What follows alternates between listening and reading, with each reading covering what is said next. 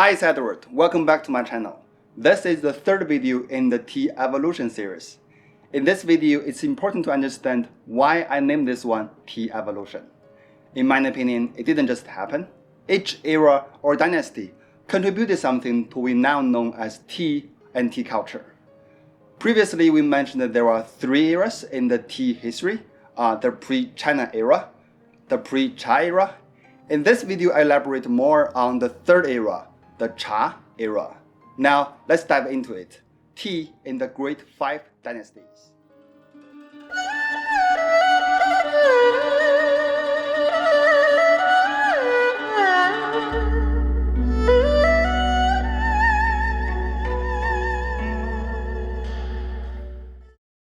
The first dynasty is the Tang dynasty, which lasted between the 7th and the 10th centuries. We mentioned the Cha era started in the mid-Tang dynasty. Tea became a drink, but more importantly, a cultural essential, a social occasion, a mindful exercise, and a spiritual practice, even a diplomatic ceremony. Among all historical eras or dynasties in Chinese history, why did this accidentally happen during the Tang dynasty? The Tang dynasty put China on the map as the most prosperous and powerful country in the world.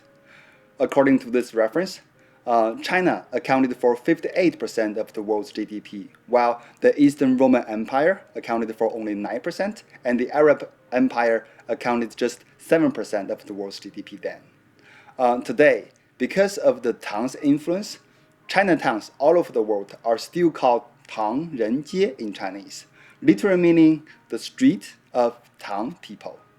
Art became popular during the Tang dynasty, especially related to nature and humanity. At the same time, Chinese culture integrated elements from other countries, such as Buddhism, and made all of them its own. Then it began to influence the world as the Tang culture.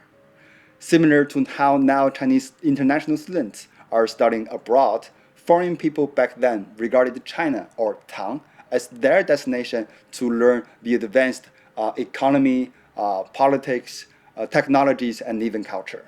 For example, many Japanese monks were studying in China and took knowledge, tea plants, and culture back to Japan. During the Tang dynasty, the tea was processed and dried better than before, while some simple processing methods were created. One significant difference was Chinese people began to separate drinking tea from eating the meal. The tea transformed from a vegetable into a drink. I understand it as the role of tea changed from a condiment into its own course at a meal, or a secondary character into another leading character. At this time, people enjoyed boiling tea or simmering tea into a tea soup, similar to preparing the traditional Chinese medicine. Usually, several other ingredients were also included, but there were neither serious recipes or specific teawares for preparing tea or drinking tea. To balance the commonly grassy flavor in tea, spices like green onion or ginger were boiled together. Soon, steaming as a fixation method became popular in tea processing, which greatly improved the tea's quality.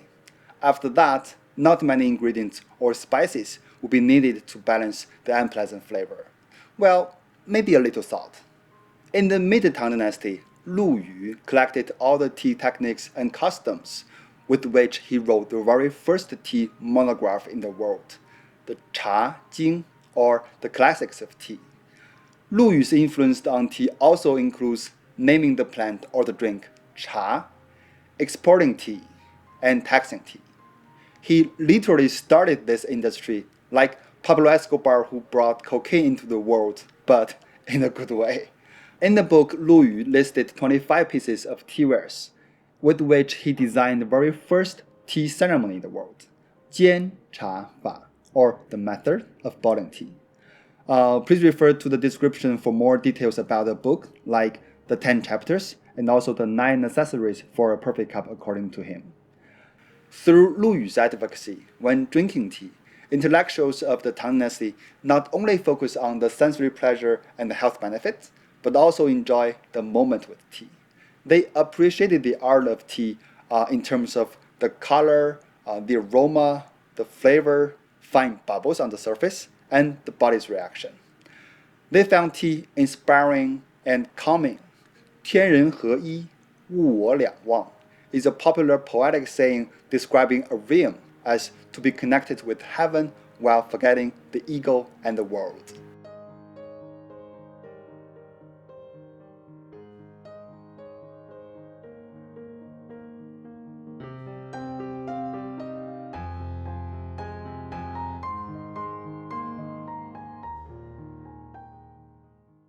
After the glorious Tang Dynasty, Song was considered the golden age for its prosperous economy and remarkable cultural achievements, instead of having a powerful military.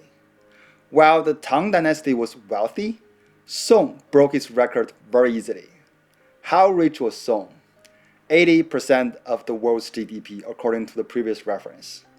For example, the living conditions of a porter at the gate of the capital city Dongjing was even better than the Western monarch of the same period. Song is a classical dynasty that hidden the wealth in people. Also, it saw the first true north compass and the first known use of gunpowder, well, as in firecrackers. Art and culture were appreciated by everyone in the Song dynasty. Some emperors are still considered the best artists. Common people tended to express their feelings and emotions through literature and painting. Natural beauty and simplicity as art styles became popular and blossomed in the Song dynasty. Abstract art started, which can be seen in some of the tea wares as well as in the tea ceremony. Tea in the Song dynasty is a great example of the pursuit of simplicity and the achievement of cultural ceremonies. Due to the accumulated experience of tea processing, nothing would be needed to add for appreciating tea anymore.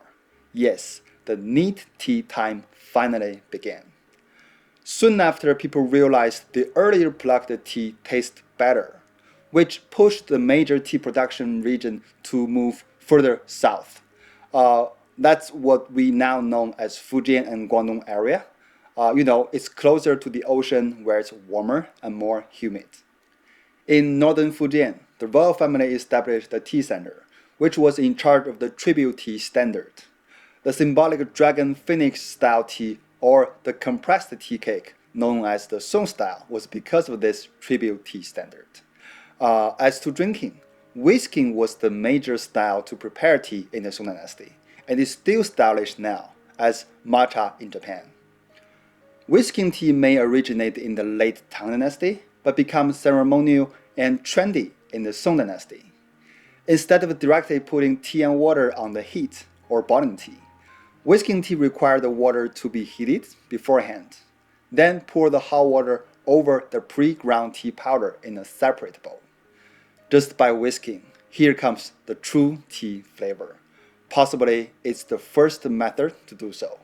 How neat. As to how trendy tea was in the Song dynasty, here are two examples. One is the book written by the emperor Song Huizong.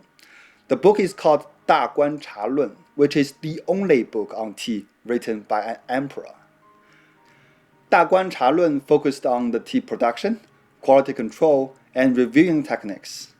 If this doesn't sound overwhelming to you, think how much wealth he was controlling. 80% of the world's GDP. Another example is a painting of a social activity among the common people, tea fighting. There were professionals in starting fire, boiling water, whisking tea, or reviewing tea, even judge tea. People get excited or depressed about the result. I think it's very similar to the sports today, like football, but even more popular. Well, it's actually not as incredible as you think if you bear in mind that the common people then and there were living in the monarchy life in the Song dynasty. Okay, now I'm going to give you a little summary on the first two of the 5 dynasties. Tang lasts between the 7th and the 10th century. People boiled tea with a few additives. Song lasts the following 3 centuries, and people mostly whisked tea and drank neatly in a ceremony or a competition. However, they share one thing in common. Tea was always consumed in the Tang and Song. And by this, I mean eaten. Okay, That's all for this video. If you enjoyed it, please remember to give me a thumbs up and subscribe to my channel. I'll continue with another half of the following stage of tea next time. See you!